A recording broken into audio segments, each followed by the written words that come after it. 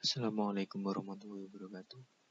Pada pertemuan kali ini, kita akan membahas tentang pengaruh pembaruan Islam di Indonesia. Sebelum kita mulai pelajaran hari ini, marilah kita membaca doa menurut agama dan keyakinan masing-masing.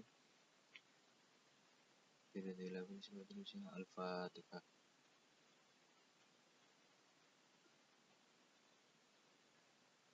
Kemudian marilah kita mulai pelajaran kali ini.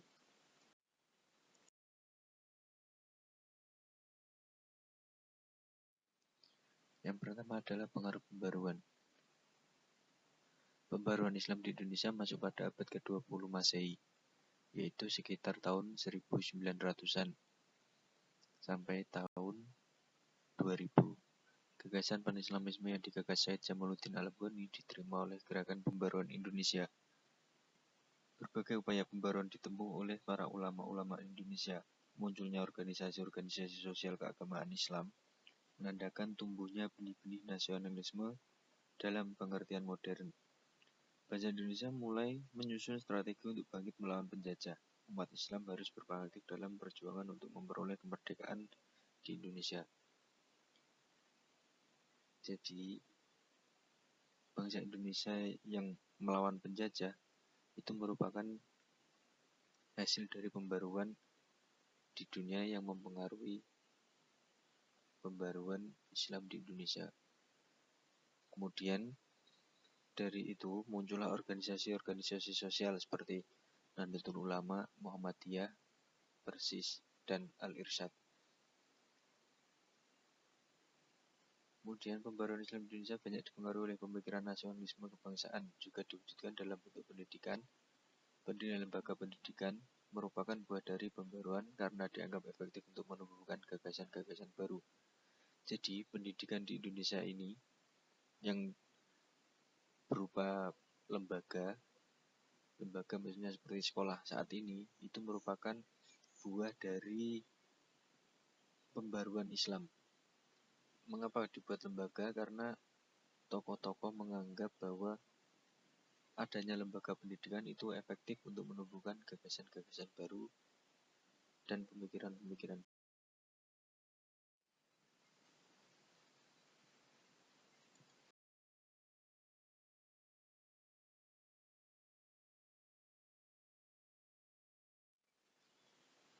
Kemudian adalah jalur masuk pembaruan Islam di Indonesia. Yang pertama, pembaruan Islam atau pemikiran-pemikiran Islam dunia masuk ke Indonesia melalui haji. Tokoh-tokoh umat Islam di Indonesia yang menunaikan ibadah haji ketika itu bermukim untuk sementara waktu guna menimba dan memperdalam ilmu keagamaan atau pengetahuan lainnya. Sehingga ketika mereka kembali ke tanah air, kualitas keilmuan dan pengalaman keagamaan mereka umumnya semakin meningkat. Ide-ide baru yang mereka peroleh tak jarang kemudian juga mempengaruhi orientasi pemikiran dan dakwah mereka di tanah air. Kepulangan para ulama yang sudah pernah menimba ilmu di Mekah sangat kuat pengaruhnya di kalangan masyarakat Indonesia. Sehingga gerakan-gerakan pembaruan Islam yang dibawa oleh para ulama yang pulang dari Mekah berkembang dengan pesat. Kemudian yang kedua yaitu pemikiran pembaruan Islam dunia masuk ke Indonesia melalui publikasi, yakni berupa jurnal atau majalah-majalah yang memuat ide-ide pembaruan Islam, baik dari terbitan Mesir maupun Beirut. Wacana yang disuarakan media tersebut kemudian menarik Muslim Nusantara untuk menerjemahkannya ke dalam bahasa Indonesia, bahkan lokal, misalnya seperti Jawa, Sunda, dan lain-lain. Seperti pernah muncul dalam jurnal Al-Iman, Neraca dan Tunas Melayu di Singapura, di Sumatera Barat juga terbit Al-Munir. Kemudian yang ketiga, jalur masuk pemikiran pembaruan Islam di Indonesia yaitu melalui peran mahasiswa atau kuliah. Mahasiswa yang menimba ilmu di Timur Tengah adalah para pemimpin gerakan pembaruan Islam awal di Indonesia hampir merata. Adalah alumni pendidikan Timur Tengah.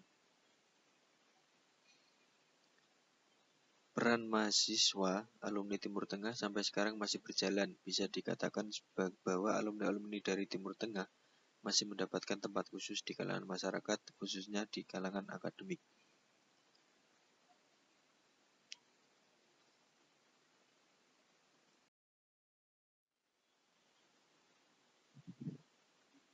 Kemudian adalah corak gerakan keagamaan di Indonesia atau bentuk-bentuk gerakan keagamaan di Indonesia atau pandangan gerakan keagamaan di Indonesia.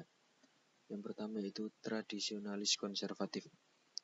Tradisionalis konservatif ini yaitu mereka menolak kecenderungan ke barat-baratan atau mengikuti tradisi barat dengan mengatasnamakan Islam yang secara pemahaman dan pengamalan melestarikan tradisi yang bercolok lokal. Pendukung kelompok ini rata-rata dari kalangan ulama, tarekat, dan pendukung pedesaan. Kemudian yang kedua yaitu reformis modernis, yakni mereka menegaskan relevansi Islam untuk semua lapangan kehidupan, baik privat maupun publik. Islam dipandang memiliki karakter fleksibilitas dalam berinteraksi dengan perkembangan zaman. Kemudian yang ketiga yaitu radikal puritan.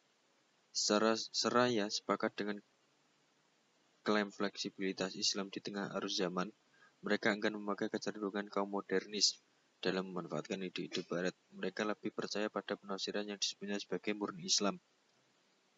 Kelompok ini juga mengkritik pemikiran dan cara-cara implementatif kaum tradisionalis sebagai pengayaan. Menarik jika tipologi ini dikomparasikan dengan kasus gerakan Islam yang berkembang di Turki.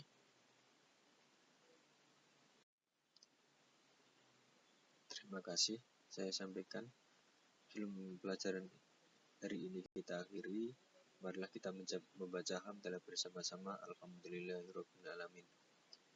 Saya memohon maaf apabila ada kesalahan-kesalahan. Saya akhiri, wabillahi taufiq wal hidayah wa ridha wal inayah. Assalamualaikum warahmatullahi wabarakatuh.